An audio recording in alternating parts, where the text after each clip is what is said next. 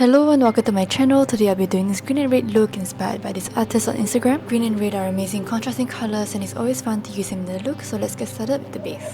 Don't normally use foundation when I do these kinds of creative looks, firstly because my skin is relatively even and I don't find the need to use foundation to even things out, so I just opt to use concealer just to spot conceal, especially under my eyes where I have dark eye circles and on the areas of my skin that tend to turn red. Next, I'm setting my face with some pressed powder to eliminate unwanted shine.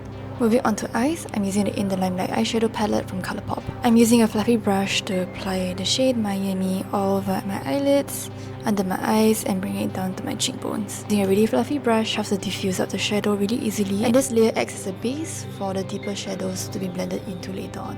And then going in with a lime green colour on my eyelids just to deepen up the colour. Using the same shade on my lower lid just to give more dimension to that area. And I'm blending everything out with the same fluffy brush. Using the shade Gone Meta from the Matte About Hue palette from Colourpop, I'm adding it into the center of my eyelids as well as on my bottom lids to add depth into this look, and it's really important especially in monochromatic looks as it prevents things from looking too flat. As I have really stubborn lashes, I'm taking my time to curl my lashes and applying my favourite Iron Strong mascara from Judydoll. I'm only using this mascara to hold the curl in my lashes, if not they will droop. And this is a perfect base for the red liquid lipstick that I'll be using for my lashes later on. Know that there are red mascaras on the market, but I don't have any at the moment, so I'm just using a red liquid lipstick from Sahur Beauty. I'm applying the liquid lipstick on the back of my hand and using a flat angled brush to apply the lipstick onto my lashes. Trying really hard here not to get it on my waterline, just to apply my lashes so that the lipstick doesn't get to my eyes. And I'm using a mascara brush just to brush out any clumps.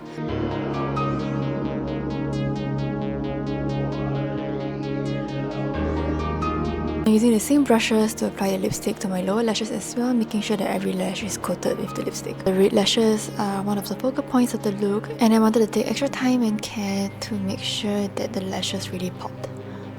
Using the Cherry Pie Creme Gel Liner from Colourpop, I'm lining both my upper and lower waterlines because I wanted the lashes to look as though they were sprouting out from my eyes, and this helps to make the red lashes look a lot more intentional.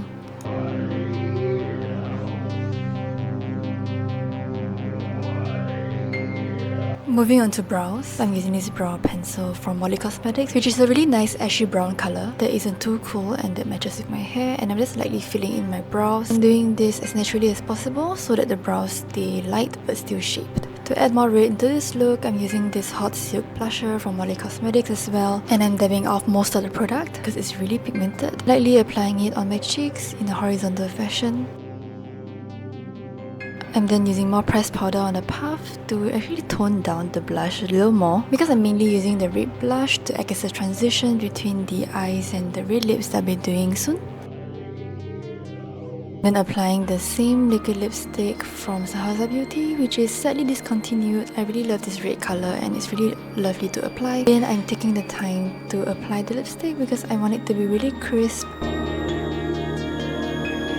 One of my favourite ways to ramp up the contrast in the look is to use texture. In this case, I'm contrasting the really hazy blended out eyeshadow and blush with the crisp lipstick.